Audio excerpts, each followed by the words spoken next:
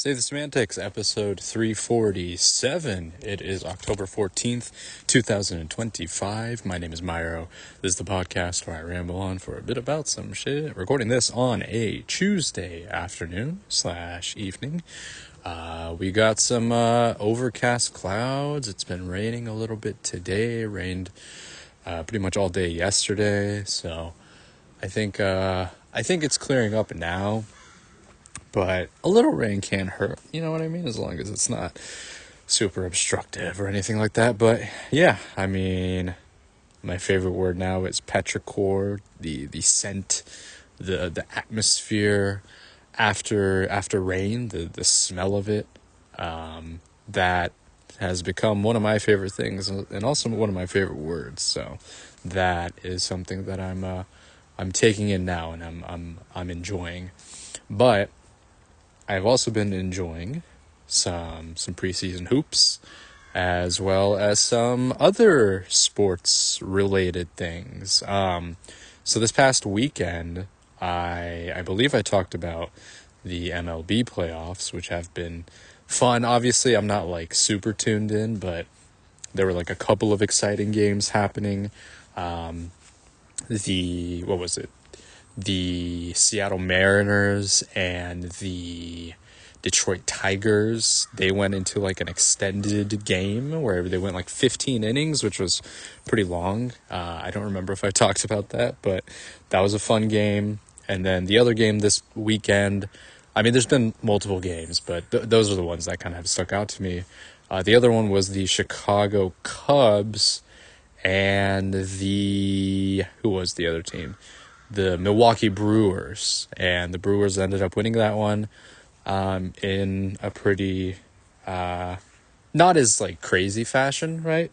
Because it didn't go as long, but still a fun kind of last part of the game, which I caught on. I don't know if it's gonna convince me to like watch the rest of the MLB playoffs, because I'm just not a baseball guy, you know. It's a little too slow for my taste. But yeah, I mean, if a game is close, gets to like the last inning or whatever, then I think like the tension and the stakes are a lot more heightened. So like every single play kind of matters down the stretch, right? I mean, every play matters in a playoff game, but I think the weight of it is a lot more substantial as you get closer to the end of the game. So I'll tune in for those kinds of matches. But yeah, I don't know. It was kind of fun to catch up on that. I also watched some football too. Last night, Monday Night Football, 2 games were on. Both were pretty fun to watch down the stretch. It was the another Chicago game. Chicago Bears versus the Washington Commanders, and then the Atlanta Falcons and what was the other team? Buffalo Bills. So both underdog teams kind of won those games, which I thought was fun. They have like not historically been great teams, and you know that I'm kind of a sucker for that kind of thing. So yeah, a lot of like underdog stories kind of going on in sports right now. Like the Mariners, for example, they've never won a World Series before, so I think it would be fun to see them win one. And yeah, I mean, you got some of these other franchises that haven't experienced like a ton of, you know, large success over the course of their history. So seeing them kind of do a little something is fun, you know what I mean? It just makes for like a good story and everything, and I think people, including myself, tend to enjoy that instead of I don't know, just seeing some interesting kind of storylines pan out in sports is always of interest to me. But yeah, caught on to a little bit of preseason hoops. Nothing really too much to gauge. I think I'm at the point where I'm very happy that the season has started, or, you know, that basketball has begun, but I'm ready for the regular season. That's coming up in a week. This is going to be a sore talking point for the rest of the season, but they now have, you know, NBC and Amazon, both on the call for national televised games, which is like cool, but it also makes the viewer and subscription, just a subscription way of watching these games even more of a hassle. I don't know, for whatever reason, why they don't just package everything under League Pass. You know what I mean? I understand TV right deals and everything like that, but if you want to make your product, your games, watchable, and having, a dedicated fan base, including myself, why would you not make it more accessible? Like, continuing to silo off different markets, and including like the blackout market situation, which I've complained about plenty, that's still in effect. But now you have all of these other additional providers, including a Peacock / NBC, Amazon, ESPN is still kind of nationally televised, but you still need like a separate subscription for that technically. Like, it is such a pain to try to get just like a standardized or just like one package deal. Like, I have League Pass. That's basically all that I have that I'm like paying for. And I share like a TV provider thing with my parents, so I'm able to watch like nationally televised games, but it is just like, technically I don't have access to Peacock, so I would need to get a Peacock subscription. I don't know if I'm going to do that because there's other methods of going around it. It is so annoying that I even have to do that. You know what I mean? Like, just have it in the entire package deal with League Pass.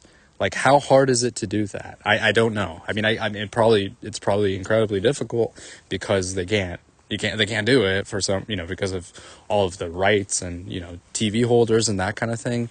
But it just doesn't, it's not good. It's not good for anyone.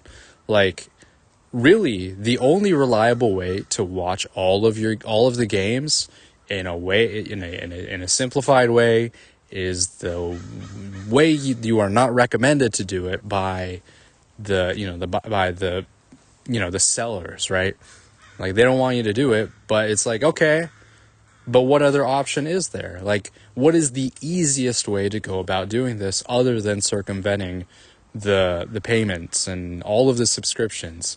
It is a pain, right? I think that's kind of where, if you are someone, like, when I was younger, I watched the Warriors, basically just the Warriors, right? Now I'm, as I talked about, I'm much more interested in watching games league-wide. But, when I was younger, it's just like, yeah, it's just the Warriors. Who cares, right? So I was able to watch that because we had a provider that showcased, whatever it was back then. I think it was like Comcast, Bay Area. Now it's NBC Bay Area, right?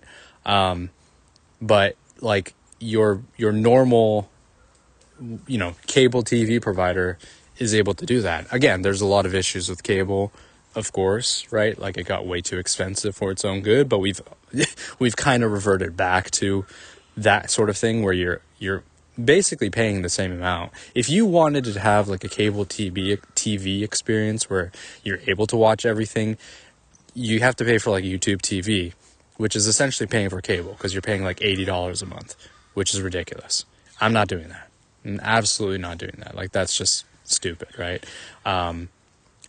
So it's just so, like, it just continues to be frustrating, right? Same thing with like NFL too. I've noticed this when I was trying to watch like NFL playoff games earlier this year.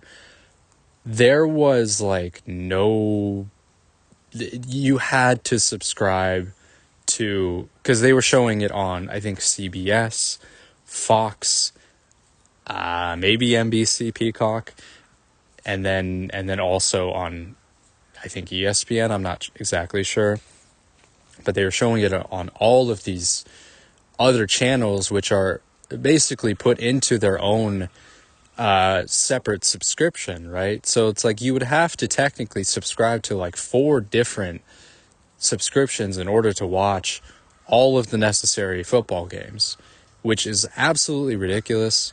There is no good way of going about this.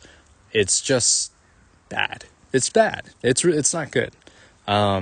So the sports viewing experience for the average fan has become just such a labyrinth to navigate, and such a hassle and a pain in the ass, and costly too.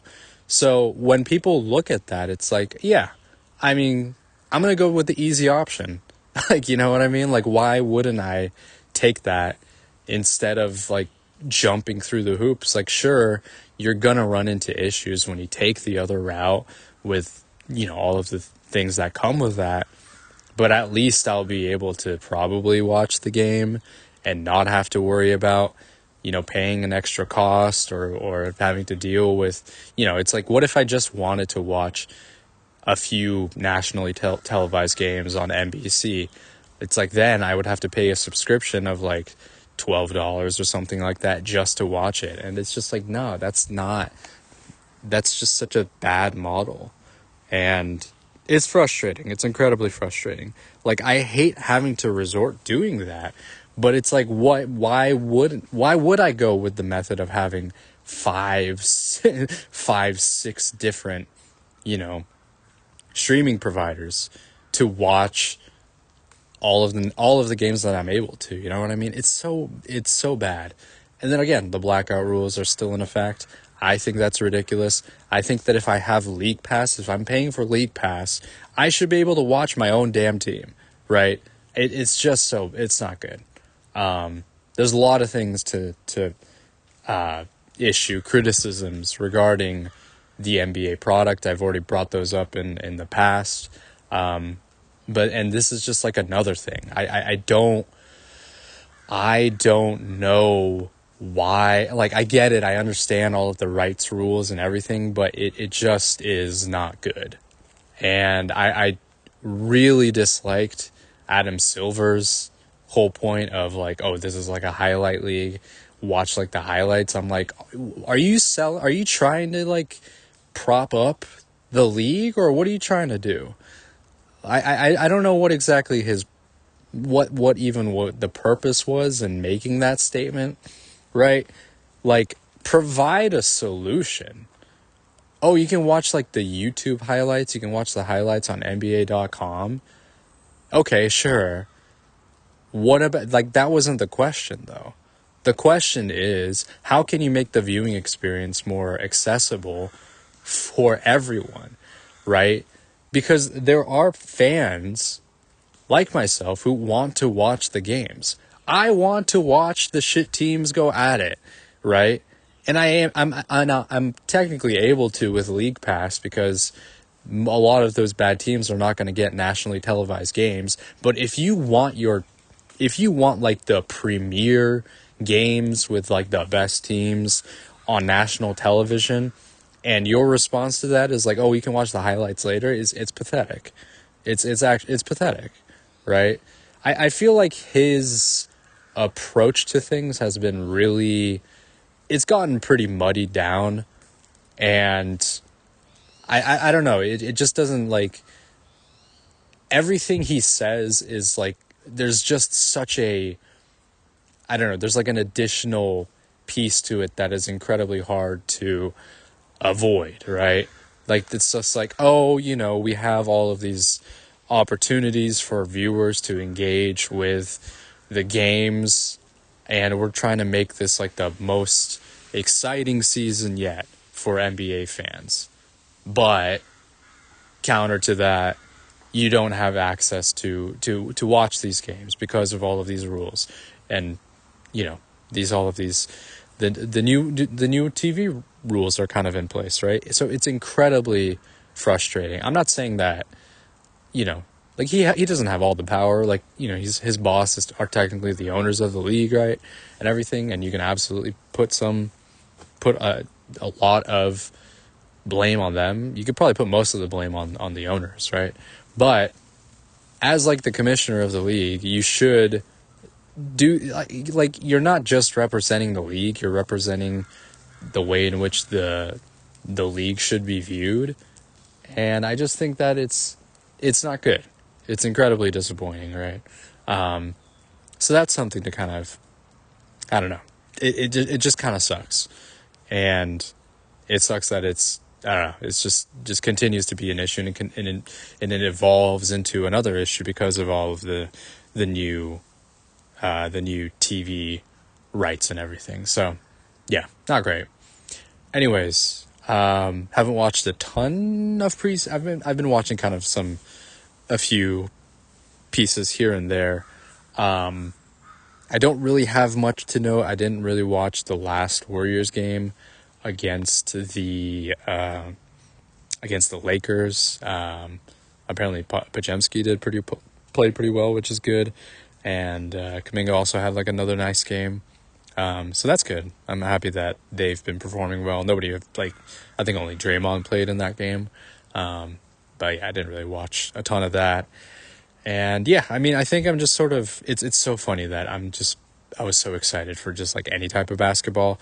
But now that we've gotten through a few preseason games, I'm like, okay, kind of ready for the real thing, right? Because a lot of the times, some of the actual players have not even touched the floor. Like Steph did play, like the first game, I think.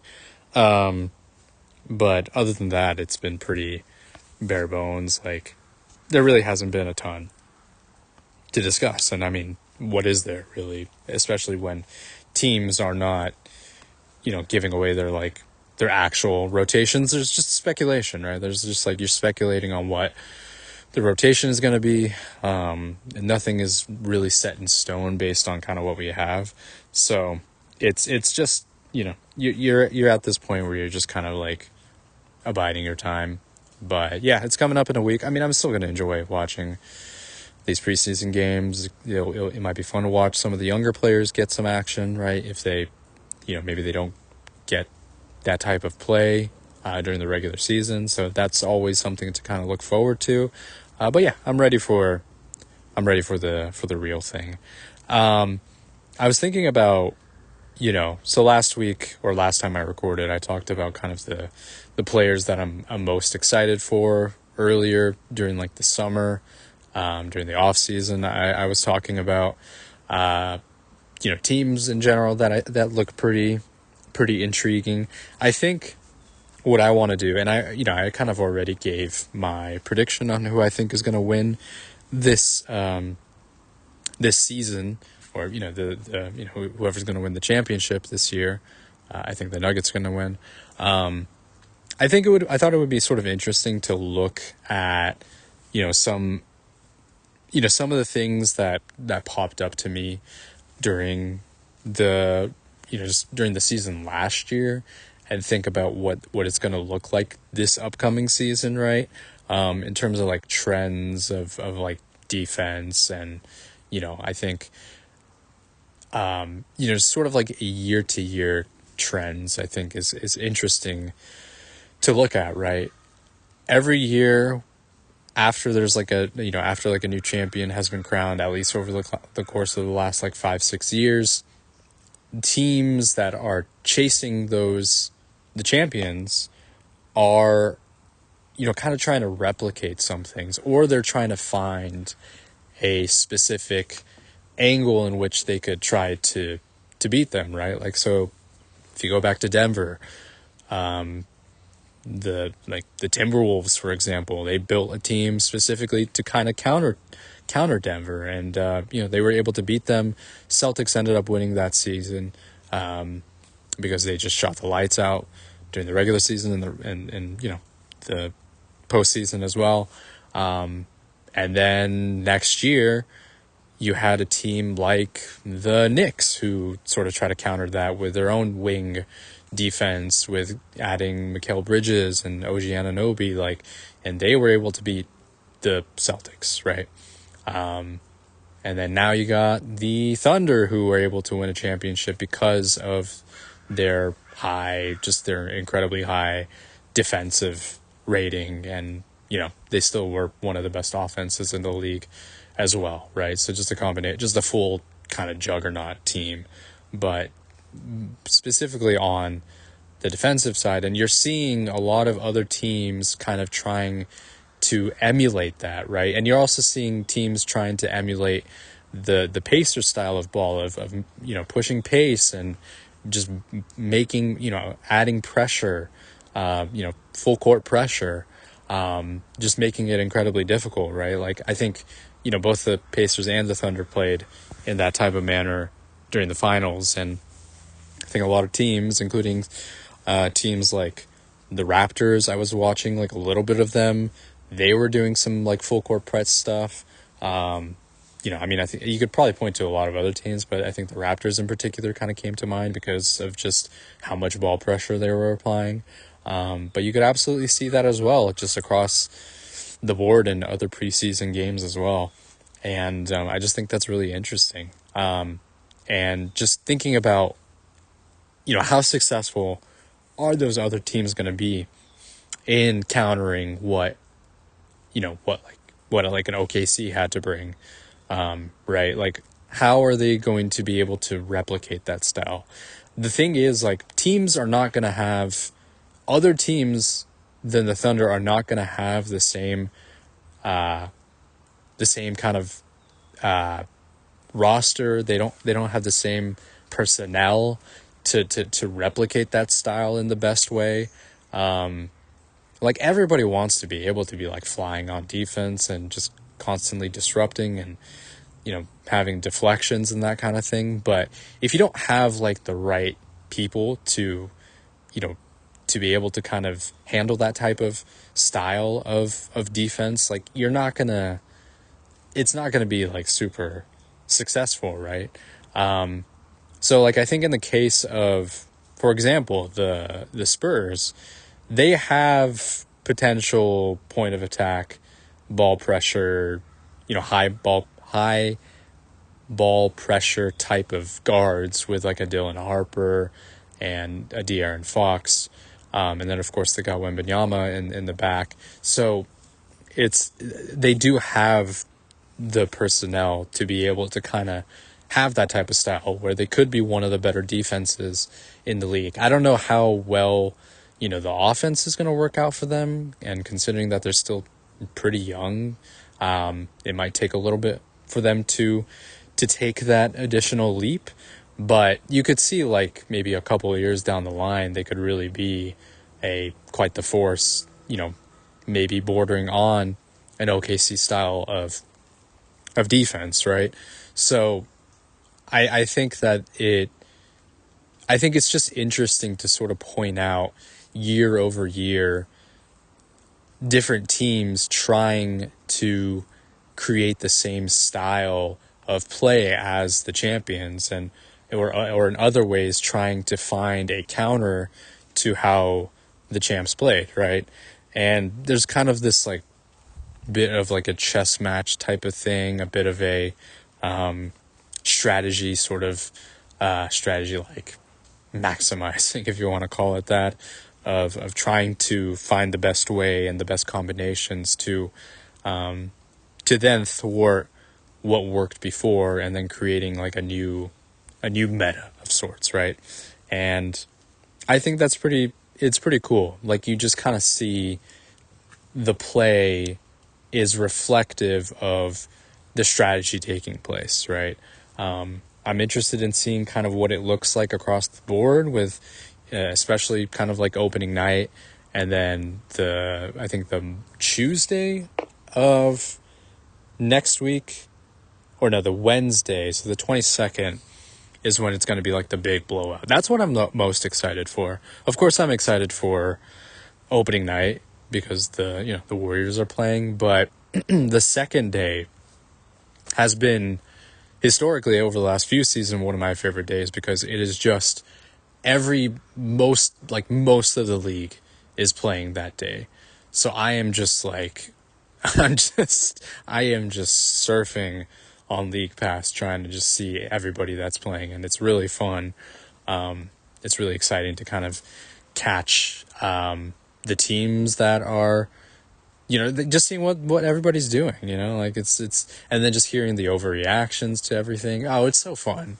First week is very magical to me, right? Kind of in a similar vein to like the first week of the or like the first few games of the NBA playoffs. I think there's just like no other feeling in my opinion. So that is what I'm very much looking forward to, and just kind of seeing how they're gonna react, how they're gonna, plant their, just kind of take the first step in establishing what type of team each team is going to be respectively. And I think that is another intriguing point for me.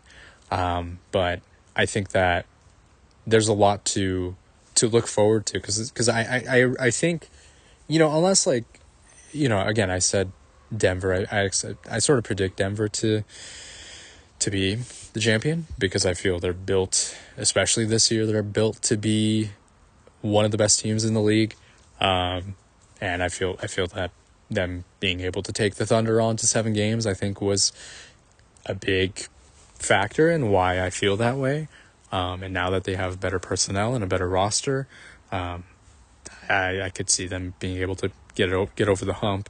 But in the case of like OKC, maybe becoming the first repeat champions after like the Warriors in 2017-18, that could be like a pretty significant thing as well, where they sort of claim their mark as, a potential, I don't know. I think it would be too soon to claim as like a dynasty. I think once you get like a three-peat, you're considered like a dynasty of sorts, right? But, or if you win enough titles within a span of like 5 years or something, I think you could probably claim yourself as like a dynasty of sorts, right? I think 3 championships and like 5 is probably good, right? But yeah, I think that would be something as well, right? Just kind of how history would look back on this Thunder team, and maybe just look back on this period as well of just, a lot of new champions every single year. So that will be kind of something to keep in mind as well. One more piece before I call it for today. I finally beat the Blood and Wine DLC for The Witcher 3, and it was good. It was not, I think I preferred Heart of Stone a little more, but it was good. I think my sort of, I guess I'll just get cut to the chase. I think I was a little disappointed by the ending, because this might have just been of my own issue, where I probably should have saved before I made like a major decision so that I could go back and redo the decision.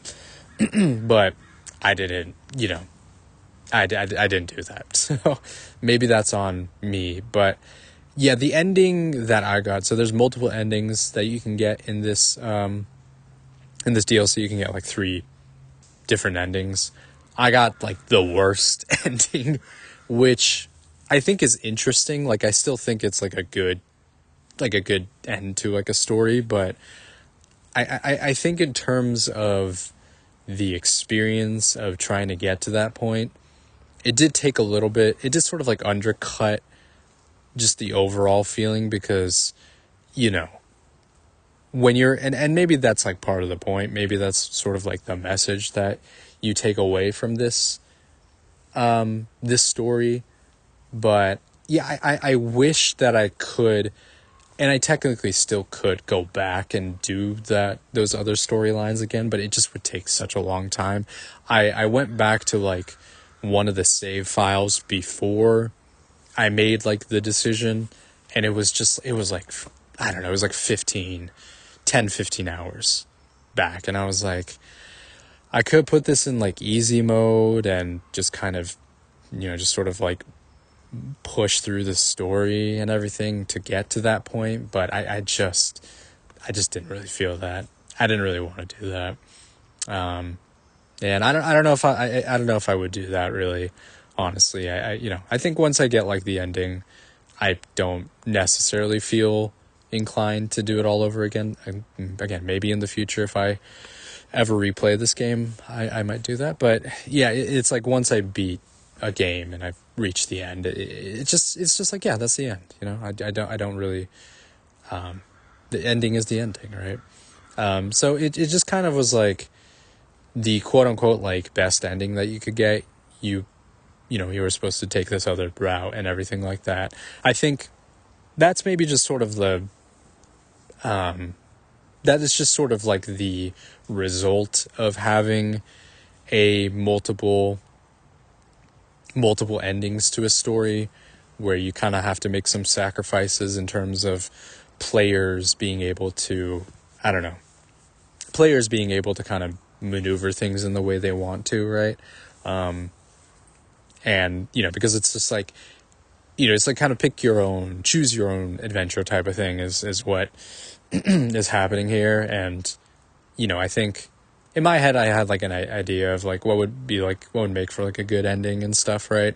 And I think that some of like the dialogue options and some of the decisions that were made is a little like, it's like you kind of wish there was even bit more flexibility in terms of how a story ends, but at that point you're just kind of rewriting the whole story, which is not the creator's intention, right? So that's kind of where, maybe it's like a fault of my own, because like I wanted to see the story end in a particular way, and I can do that if I make the right decisions, but it's kind of like, I think that's where maybe some of the weakness lies in creating a game with this type of structure, where it is interactive, where the things that you do and the decisions that you make do ultimately impact how a story ends. But there's not like a concise way of going about it. When you have like a linear story with a single ending, like that is like the intention, right? Because you set the player down on this one path and you create a storyline in your kind of vision. I mean, of course you're going to make compromises, but if you have like a good idea of the through line for the story, you reach the end, and the end is the way in which you intended. I think with like a multiple ending type of thing, you're bringing in other ideas. Like I don't think like the writer of these games was like just by himself. Like there were multiple writers for this game. So when you have like a collection of ideas, you're just kind of throwing things out there, which I think leads to those multiple endings, which I think sometimes are not, they just don't feel consistent sometimes, with the way in which maybe some of the other parts of the story were written. You're like, why would that be the result of all this? And in order to get like the full picture as well, that's the other thing. If you want to get like the full experience, you have to go through those other endings. And I think that's kind of my qualms with that style. It's the same issue that I have with Fire Emblem Three Houses, where it's like I haven't experienced the full game because I haven't gone through the other routes, and it's kind of disappointing, because you would essentially have to replay a large chunk of the game to get to that point where there is sort of new content. And I think that is just like added on time, and it doesn't exactly, I don't know, it's just not my preferred.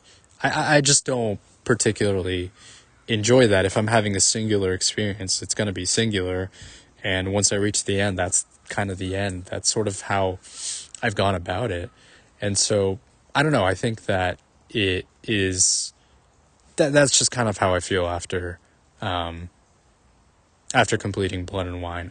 I think with like Heart of Stone, I think I think there are like multiple endings to that as well, but I feel that because that story is so much more, I don't know, I think that DLC story is so much more constrained and so much more like, I don't know, there's more of like a narrow path, and there's less.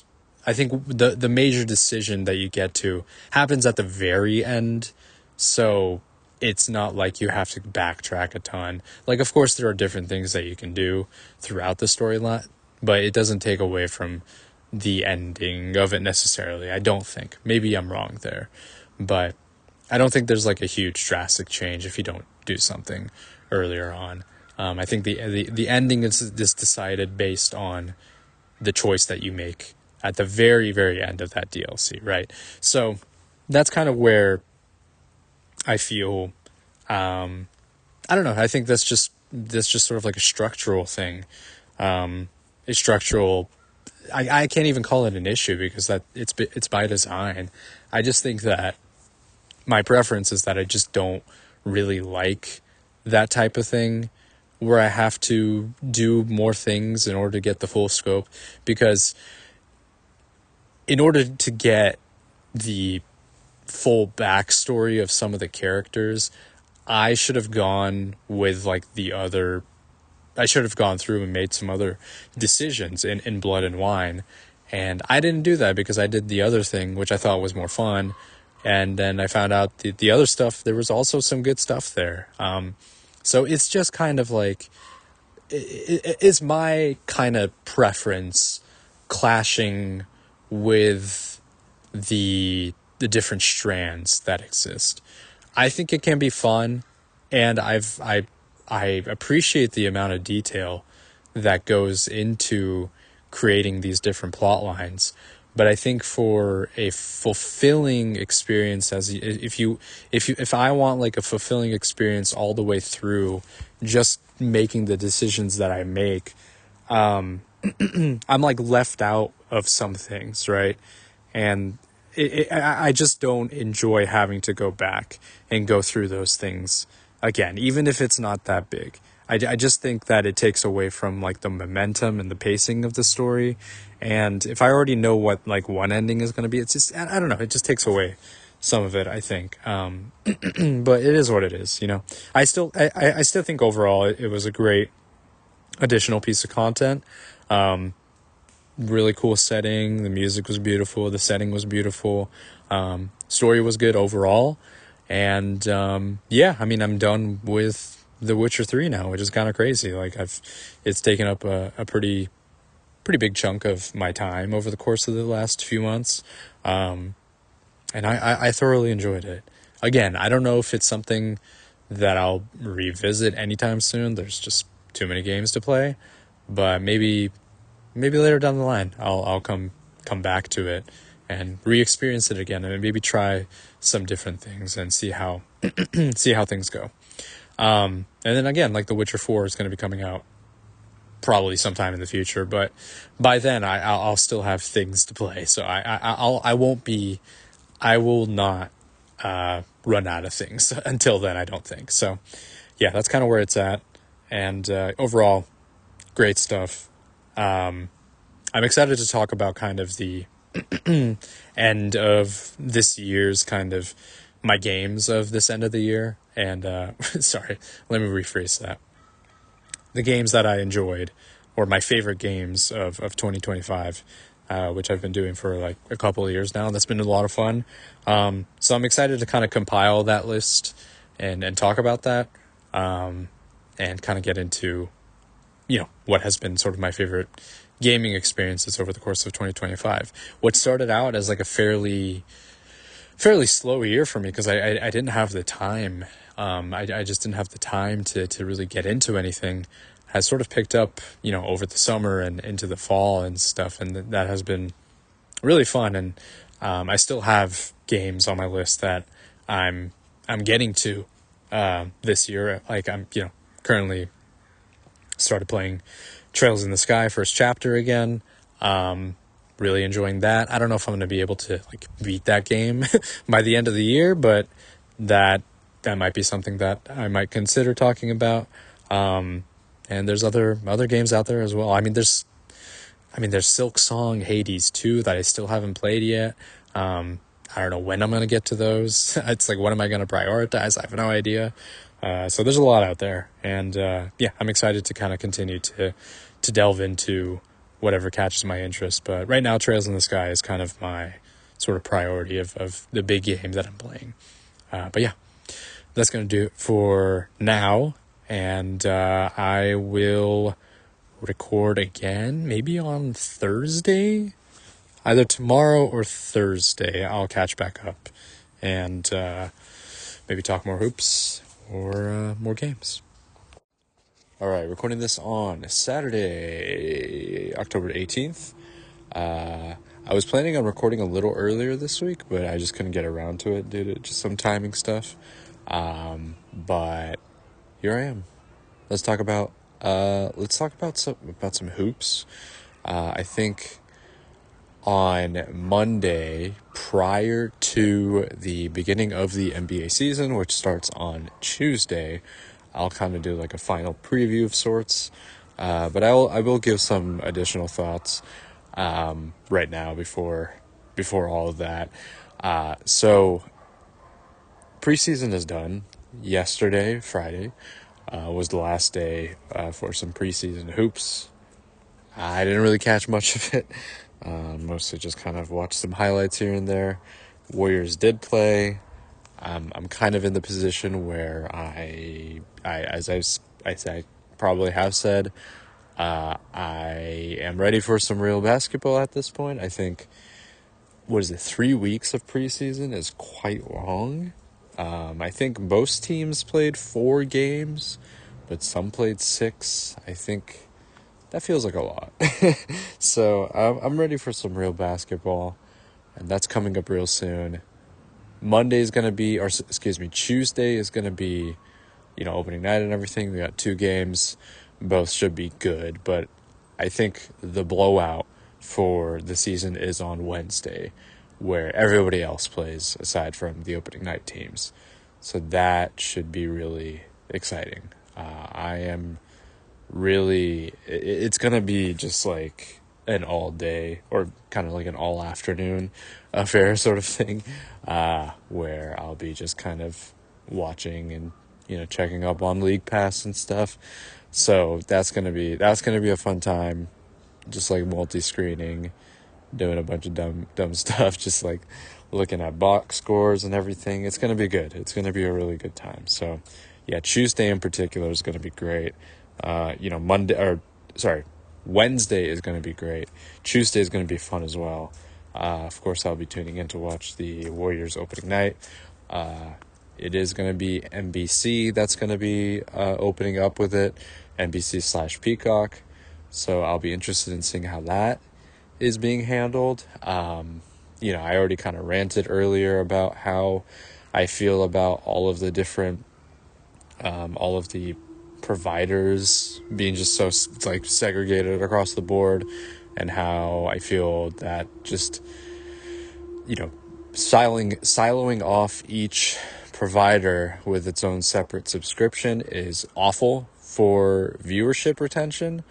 And it just makes it much more annoying and expensive to try to officially watch all of the games. So that's going to be an ongoing issue. I don't know what the rights deal is going to look like in the future. I hope that they can clean it up and that a provider like a League Pass is able to try and gain all of is able to showcase like nationally televised games and that kind of thing, so that people who are like the major NBA fans, including myself, are able to watch all of the games that they can, right? That on top of the blackout issues. I'm just kind of talking in circles here. I know that these things are not going to be fixed overnight, but those are things that I think plague the league in terms of being able to provide a solid viewing product, right? Maybe the quality of like the NBC and like the separate broadcasts, Amazon, are gonna, be good, but the quality, it's gonna be like, yeah, but like how many people are gonna be actually be able to access all of these, all of the programming if they don't want to subscribe to all of the separate providers. It's just a pain to have to whatever device that you're using, to have to go back and forth in between all of the different subscription. You get what I'm saying. It's not good. So I'm gonna use League Pass, and I have like one other provider, but outside of that, we'll see what I got. There's workarounds to it. So yeah, that's that. So Tuesday, Peacock/NBC is going to be hosting for the first time in like 20 years or something, prior to them letting go of the rights to, I think, was it TNT or ESPN, right? Based on what I've heard, presentation is good. I'll see what it looks like with my own eyes, if it's a little different from what ESPN has done. I think the biggest thing, one of the biggest things in my opinion, that sort of shows, that kind of reveals maybe a bit of a lack of quality with ESPN, is the lack of any like substantive halftime show. They really do nothing. They do absolutely nothing.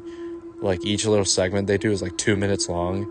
I don't understand what even the point of a halftime show is, if they're just going to sit around and do absolutely nothing. So that's a terrible product. I'm really just ranting today, aren't I? So if NBC can do anything above that, where, they don't have to replicate inside the NBA or anything like that, but if they can bring in some level of good analysis in halftime, like I'm not watching halftime most of the time anyway, but if they have something to kind of retain some type of viewership at that point, that would be good. Because then it's like, okay, viewers, maybe casual fans, can learn something a little bit about the game during halftime. Some that's for those who might be interested. It's at least something. Doing nothing is just, I don't know. Like, I understand the whole, I understand, like, okay, less time for halftime means more times for advertisers, like, whatever, that's a whole thing. But do a little something, put in a little effort, please, and hopefully ESPN is able to kind of counter that with a little bit more, because they've already introduced like a little, what is this play? It's like a sit down with Tim Legler and the coach, which is pretty cool.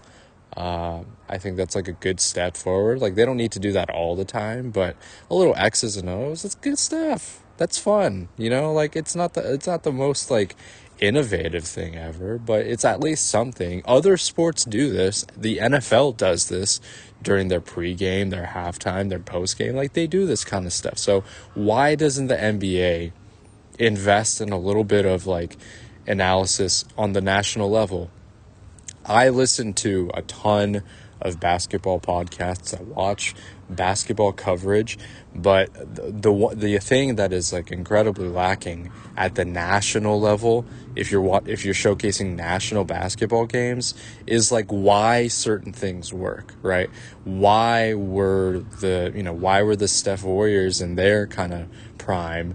Why were they so effective, and why was he such, an effective counter to what everybody else was trying to throw at him? Like, there are just like instances of, I don't know, like, you got to show a little bit more. You got to explain the game a little bit more, make it somewhat interesting.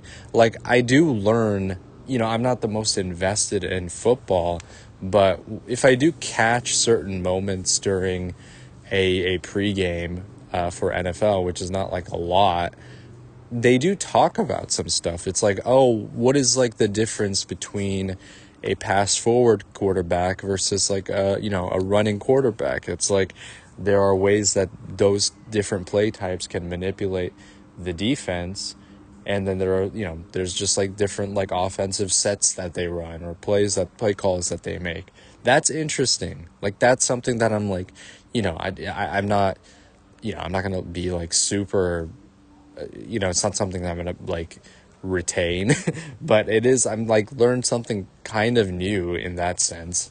And I feel like the NBA doesn't do, or like rather nationally televised broadcasts of the NBA don't really do a great job of presenting that. I know like Inside the NBA sometimes does that with like Kenny, Kenny Smith going up to the board and explaining like the play and stuff, which I think is fun. But we need more of that. Like we need more instances of that.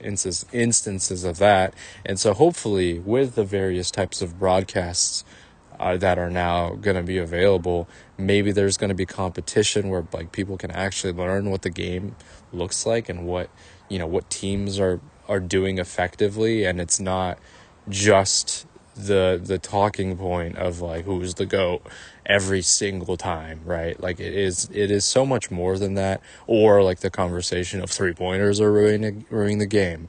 That kind of conversation is absolutely nonsense. It is coming from the perspective of people who don't know how to talk about the game. Get people who actually know what they're talking about, and then present the games in an interesting way where it's not just like this thing. If you watched any other game outside of like nationally televised games, or like if you watched like anything outside of like the Celtics game, or Celtics play, because like the Celtics ones, because they were the ones that won the championship, and so like this whole narrative about like 3-pointers are like the only way that they play is absolute nonsense. First of all, they don't only just play like that, right?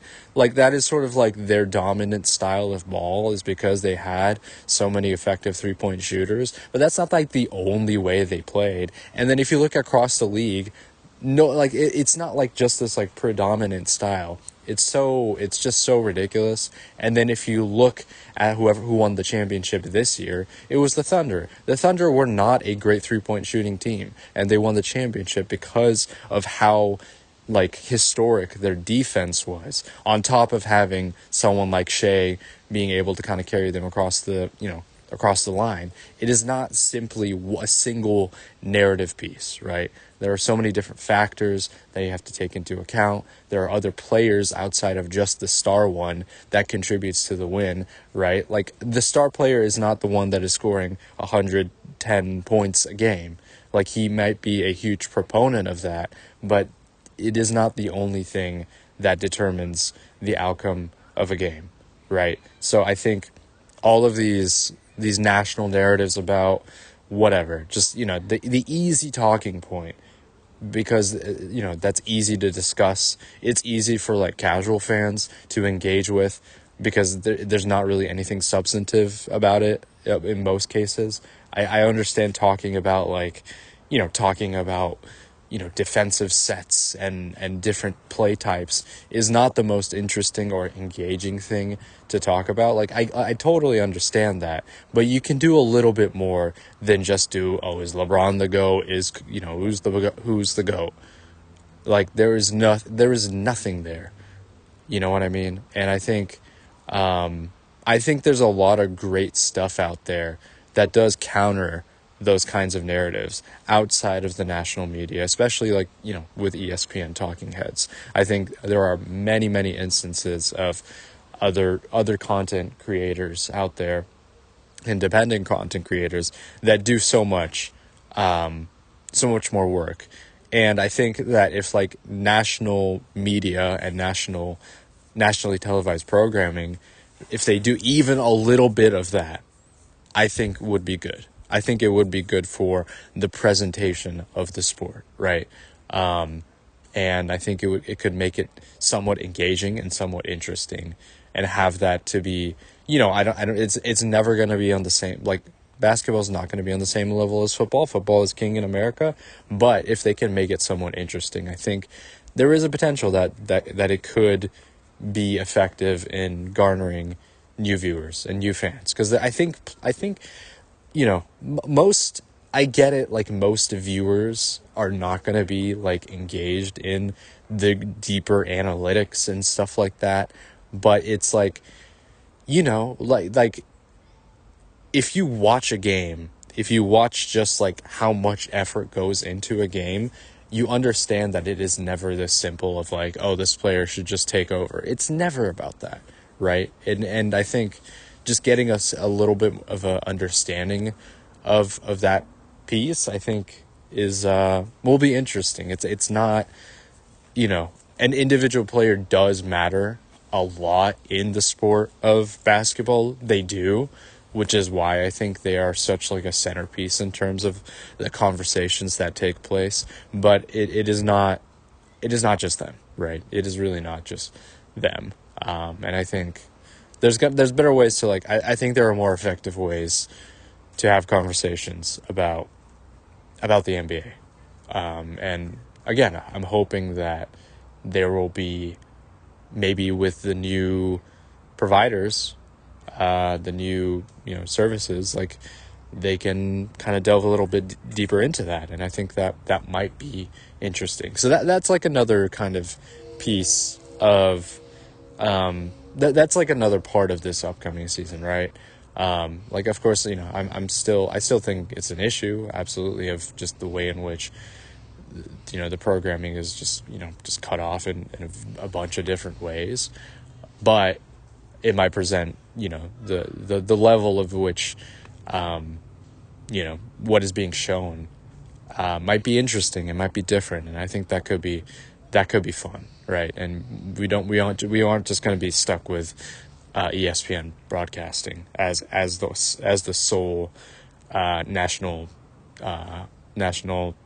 TV programming. So that's kind of my little spiel there about just kind of what it might look like.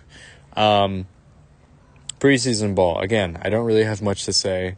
I think that on the Warriors side of things, we're going to get to Tuesday, and then we'll fully solidify on what the starting lineup is going to be and what the rotation is going to be.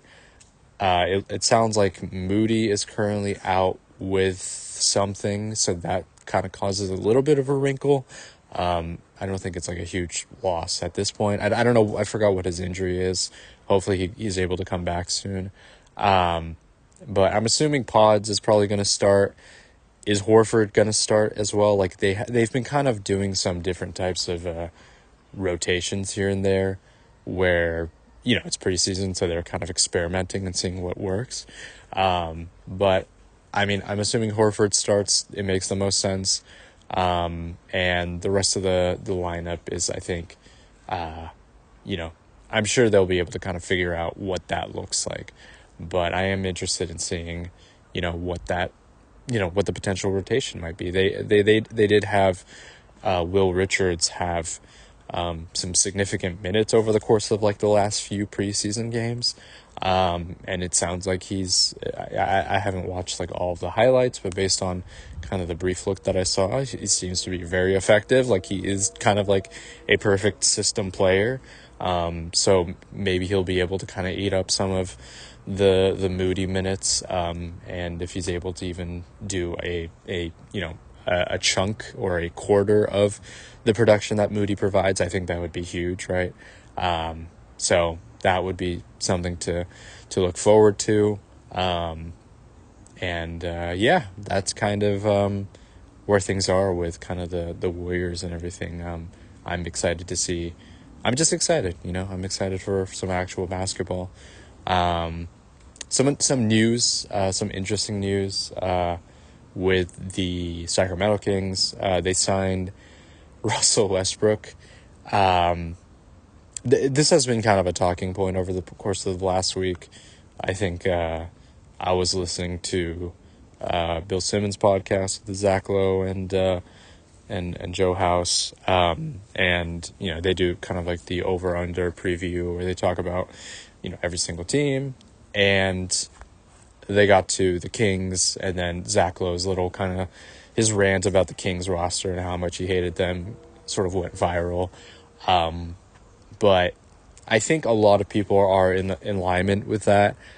I look at the Kings roster, and now they add Westbrook.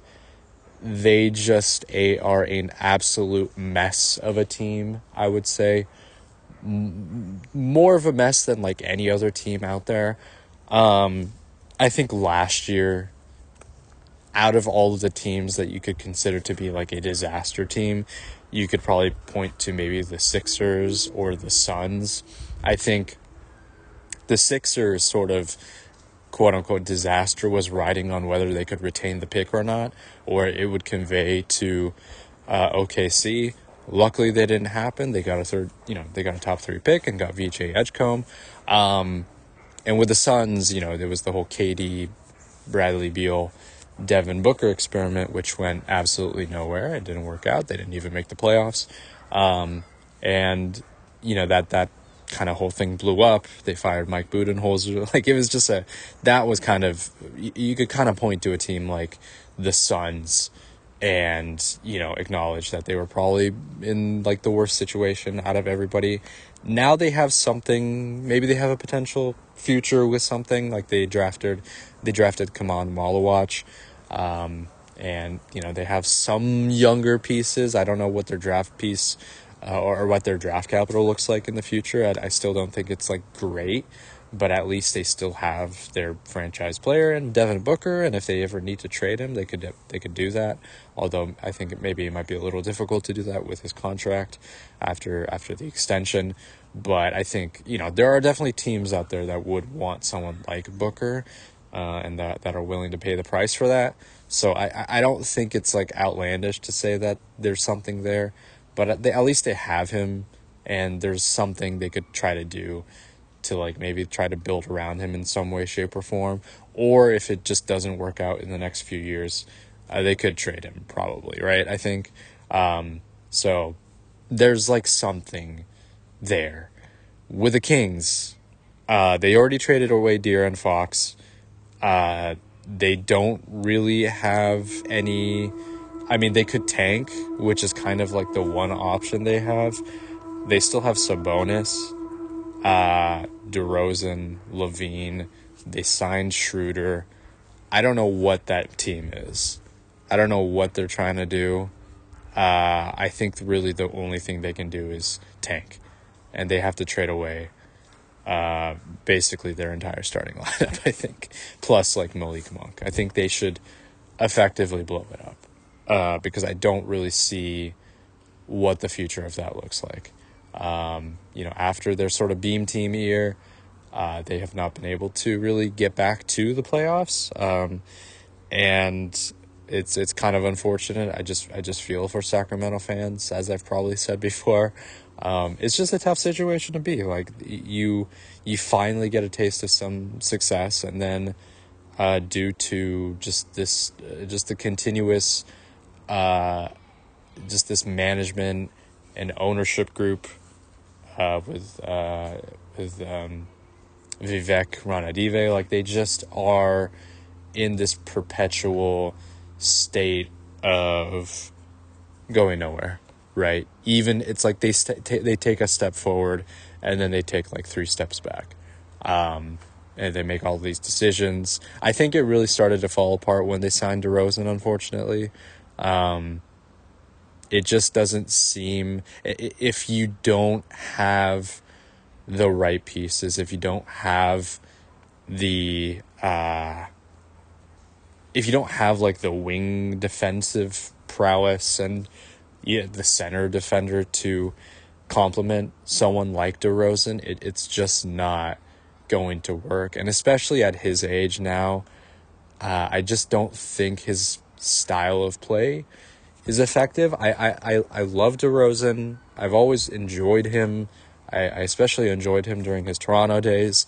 And it was always like, it was always like, it was a bit of a twang and kind of hurt whenever LeBron beat his team in the playoffs, because he just, defensively and offensively, he just could not produce at the same level as he did during the regular season. And I still like him as like a player and as like a person and stuff. But I just think that his style of play in this kind of era, and especially if he's not able to contribute on the defensive end, I think it's kind of tough. And I think it's going to be tough for them to try to trade him as well. Like, I don't know what the suitors are going to look like, right? I remember people talking about, before Chicago traded him to Sacramento, teams like the Lakers and the Clippers because, LA is his hometown. He's from Compton. Those are like the potential suitors there, and then kind of Sacramento came in and swept him up. But I don't know what the next move is going to be. He's like in his mid-30s now. Is there a contending team that would want his type of player, right? Someone who is like a pure bucket getter, which is great, but everything else with him is sort of, I don't know. It's kind of hard to convince yourself to get someone whose only skill at this point is on the offensive side of the ball and isn't always the most effective one. Someone who uses up a large part of the shot clock, especially nowadays when I feel there's more of a emphasis on ball movement. It's tough, right? I think it's really tough to try to convince another team to pick him up. And then you could probably make the same argument for someone like Levine as well. And then if you look at the roster, you have like 3 bad defenders in the starting lineup with DeRozan, Levine, and Sabonis. And then Keegan Murray is currently out right now. He's like their best defender. It's not gonna be good. So I think if they have like a really bad start to the season, you gotta make some moves. Like you gotta trade them somehow. You gotta I don't know what that's gonna look like, but you gotta do something, I feel, if you're the Kings. I don't really get the Westbrook pickup either. That makes no sense to me. I don't know what the move was there for. Is he there for, like, there are currently like 3 really old teams in the league. You got the Clippers, you got the Warriors, who I've talked about, and then you got the Kings. The 2 other teams, the Clippers and the Warriors, I think they are an example of where having kind of being an older team can be like a benefit because of the fit and the experience and all of that. The Kings are the complete opposite of that. I think they're just old and the pieces don't fit at all. And they don't necessarily have really the, outside of maybe DeRozan, they don't really have the playoff postseason experience, right? So it's just like an all-around bad fit, and I don't understand. They have like 30 guards. Are they going to be able to play someone like Keon Ellis, who is now their best defender since Keegan Murray is out? It's not good.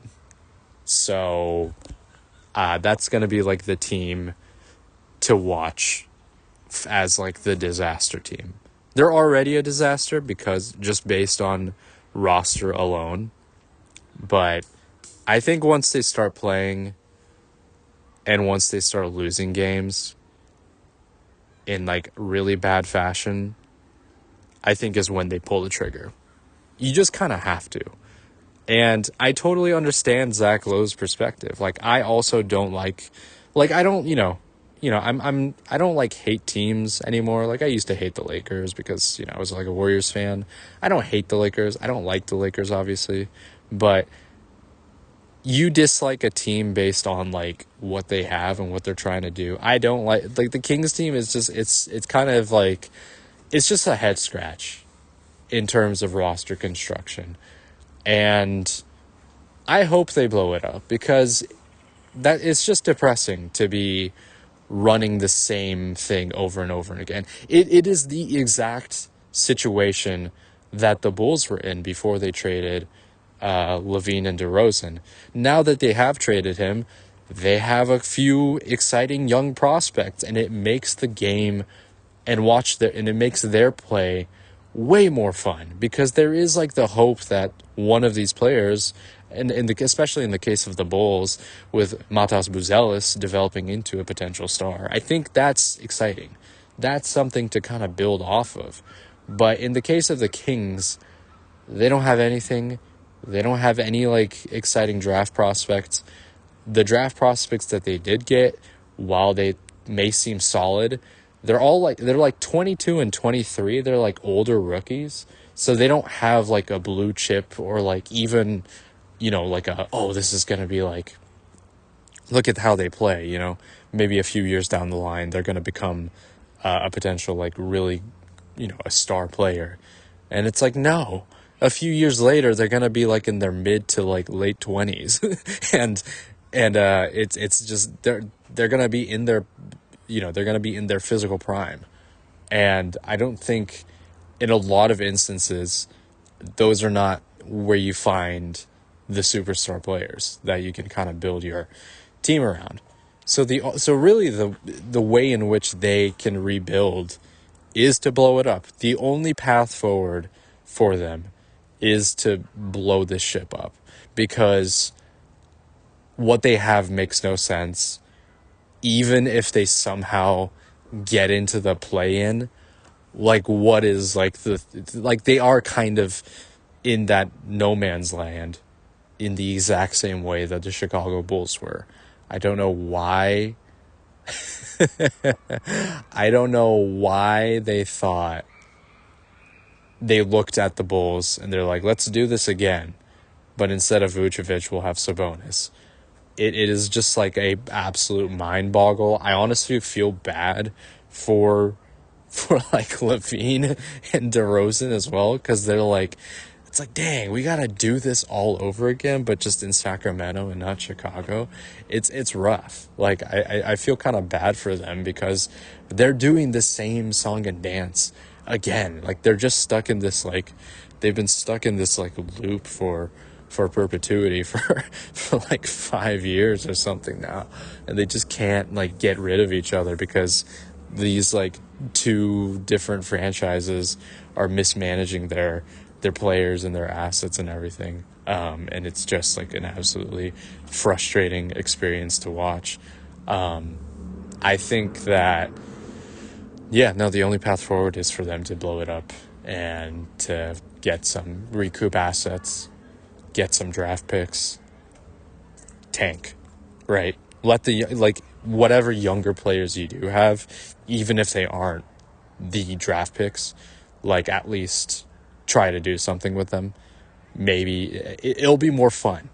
It'll be more fun watching the younger players play versus the older players who don't play defense and don't really fit together, right? That is so much more exciting, I think, if you are a fan of this team, right?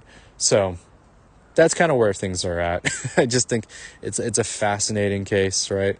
I think it's kind of that's like, I find these situations to be so fascinating, which is why I found like the Bulls' whole situation to be so interesting for over the course of the last like few years, because I'm like, they're just doing the same thing over and over again, hoping that something will change. And it's just like, I don't know what they're trying to do. I don't know what they're trying to hold on to. The roster just didn't make sense. It doesn't work unless they have players like Lonzo Ball and Alex Caruso to kind of fill in the margins. And it was just like, they're holding on to this hope of being that number one seed from like, the 2021-22 season, I think, right?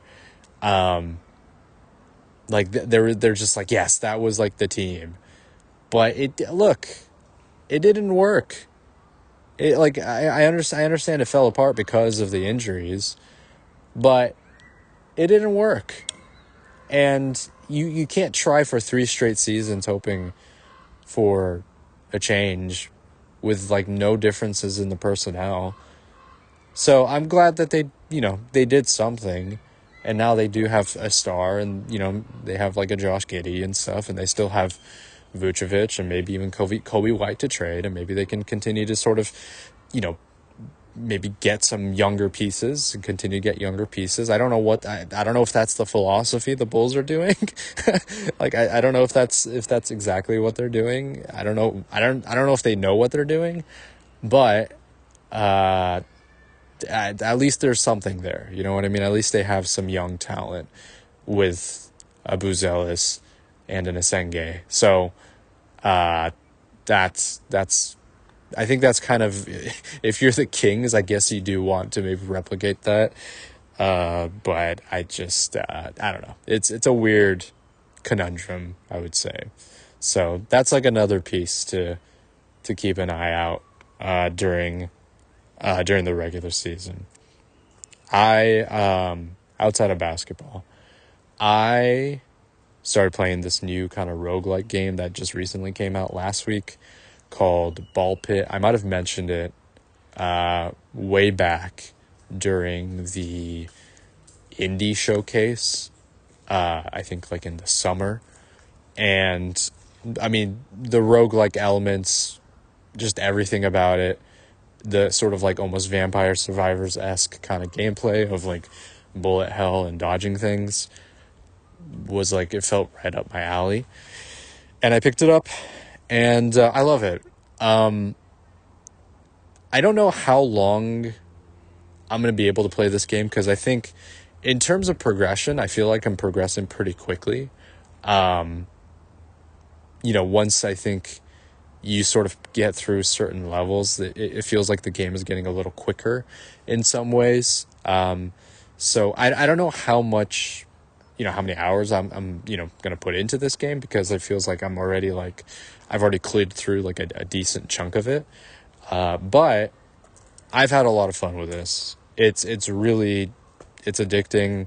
It's like the perfect blend of action, a little bit of strategy in terms of like what weapons and what sort of attributes you want to pick up. It's really well done. There's also this like base building kind of aspect to it, where you're like building up bases, which also help boost your stats and everything. It's good stuff. It's just like a fun, well-made game. There's also a ton of quality of life stuff as well, where you can speed up the gameplay. You can also turn off like the flashes and everything. It's so crazy to me that this indie game, has so many more quality of life elements compared to some other AAA, even like Nintendo games and stuff, right? Just like, audio settings, like there's so many things you could change. It's great.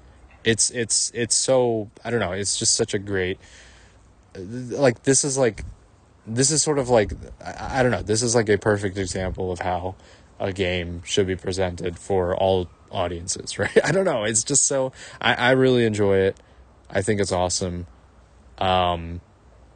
It might go up there as one of my favorite games of this year, actually. Like, even though I've only been playing this for like less than a week, this is like the exact kind of roguelike type of game that that's in my wheelhouse. That I've been really craving and enjoying over the last couple of years.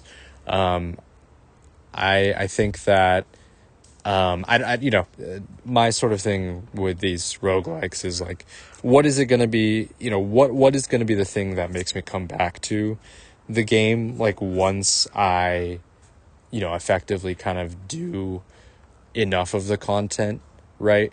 In the case of like a Balatro, I've gone through like so many runs to where, I've done most of the things. There are like a few challenges here and there that I still haven't done yet.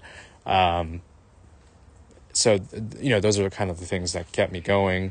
Slay the Spire, there was like a daily challenge that had me, coming back to it, quite a lot. What is going to be kind of the hook for this game in particular, right? Hades, you have like the story campaign and stuff. So as you kind of continue moving forward, the story all, develops as well. So that's kind of that hook for that game. With Wall Pit, it's like, I have a feeling that I might actually beat this game in relatively short time, which there's nothing wrong with, right? Like sometimes some games don't have to last that long. I think that there's nothing wrong with that, but I would like to have an incentive to play this game over, come back to it a good amount of times, because it's really fun.